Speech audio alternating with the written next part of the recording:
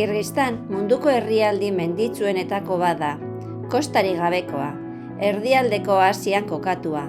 Mugak partekatzen ditu Kazajistanekin iparraldean, Txinarekin ekialdean, Tajikistanekin hegoaldean eta Uzbekistanekin mendebaldean. Antzina, zetaren bidean zuen kokapen estrategikoa izan zen garrantzitsua, eta gaur egun nomaden bizimoduak eragin handia du herrialdearen identitate nazionalean. Hiriburua Bishkek da, herrialdearen iparraldean kokatua. Asiako bi mendi sistema handik zeharkatzen dute. Alde batetik, Tian Shan mendiek herrialdearen zatirik handiena hartzen dute. Aldiz, Pamir mendiak hego-mendebaldean azalarazten dira. Mendi sistema handi horiek aldi berean mendikate txiki eta zehatzetan banatzen dira, mapan ikus daitekeen bezala.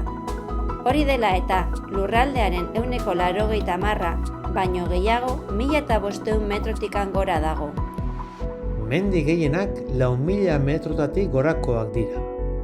Eta tontorrik altuenak 7.000 metrokoak, adibidez, Lenin eta Poveda. Gure asmoa da hiriburutik, Bishkeketik, oso kilometro gutxira dagoen Kirgiz alatu mendikatean barneratzea, Aksai glaziarreraino igotzea, eta gau bat edo bi glaziarraren ondoan akanpatzea. 4.000 metrotik gorako mendiz inguratuta dagoen lekua da. Besteak beste, Semenova Tianshanski tontorra, Korona, Free Korea eta Utichek tontorrak. Bishkek, Kirgistango hiriburua, 800 metroko altitudean kokatuta dago. 1.000.000 bat biztanle ditu, eta rajila laukizuzen itxurarekin planifikatuta dago Sobietar hiri gehienak bezala. Berez, ez da handia.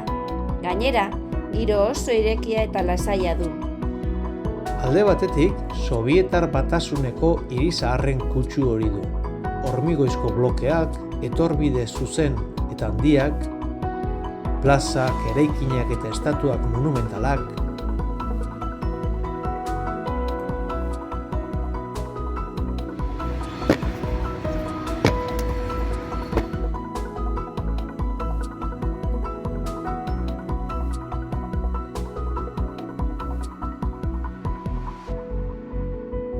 Baina aldi berean, zuhaitzez eta parkez beteta dago.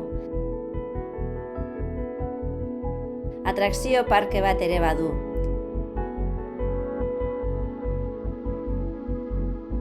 Eta noski, merkatuak ere bai.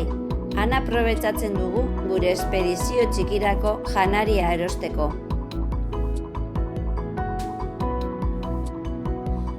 Horrek, eskualdeko beste hiriburu batzuk baino askoz gertuago eta bizitzeko egokiagoa sentiarazten du. Erdialdeko Asiako meskita handiena ere bertan dago. Otomandar estilokoa, 30.000 fededuentzako lekua duelarik. 2018an inauguratu zen eta Turkiak finantziatu zuen. Bertan, Errusiar Eliza Ortodoxoko katedrala dago, 1951an eraikia. Errusiako elementu tradizionalak eta herrialdeko Asiako eraginak nahasten dira. Tamalez, Bishkek munduko aire kutsadura handiena duten hiriburuetako bat da. Hala ere, guretzat ikusgarriena horizontean dago. Kirgiz alato mendikatea, non Aksai glaziarra dagoen, eta gu haragoaz.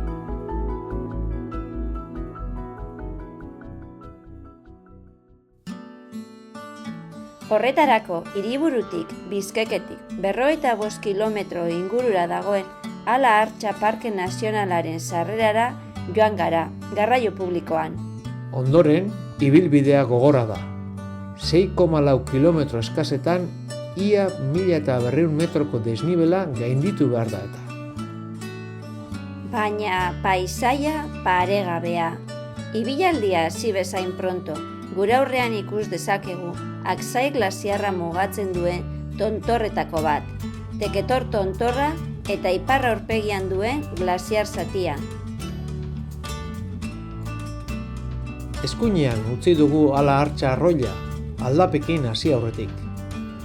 Lehenik, eraikitzen ari diren turismo gune bateraino igo behar dugu. Eraikuntza lan hauek jada arrastoa utzi dute inguruan. Hala ere, mendi paisaia nagusitzen da, oroa. Atzean eta aurrean, bistak basatiak dira, ertz zorrotzak, malda ezegonkorrak, eta Aintzinako luizien arrastoek paisaia gogor, ia idor bat markatzen dute, non landareria desagertzen hasten den. Lehen aldapa gogorrak gainditu ondoren, Aksai ibaiaren gainetik goaz. Urrutian ikus dezakegu glaziarraren morrena, baita gure bidea ere. Guztia Trebuzek tontorraren azpia.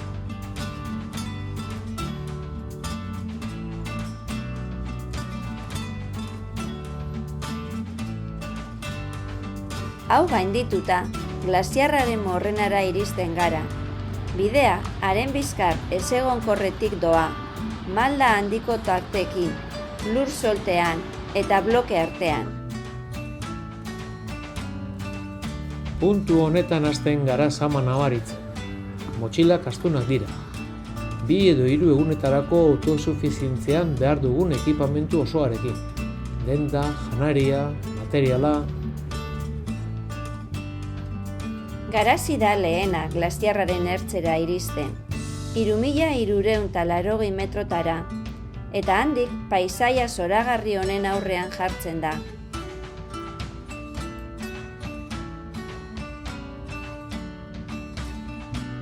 Ondoren, Uxue eta Mila datoz. Glaziar zirkua eskerretara izten da, Korona mendiaren siluetarekin.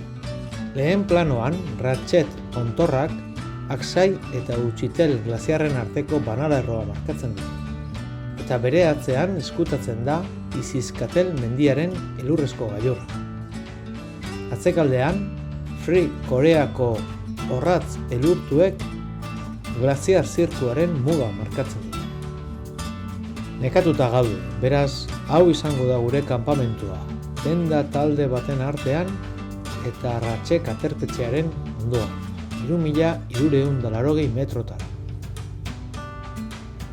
Hemen, arratsalde lasai bat igaroko dugu, indarrak berreskuratzeko, paisaia ahaztezin hau oroimenean grabatuz, Irunabarreko argi magikoaren zain gauden bitartean.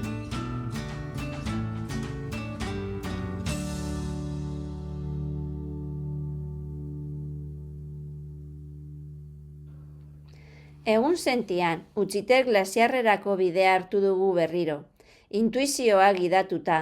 Bertako mendizaleek, Aksai glaziarrean ez sartzea aholkatu baitigute. Altuera irabazten dugunean, Aksai glaziarra satituta ikus dezakegu. Bere kaosak egia kezkagarria adierazten du.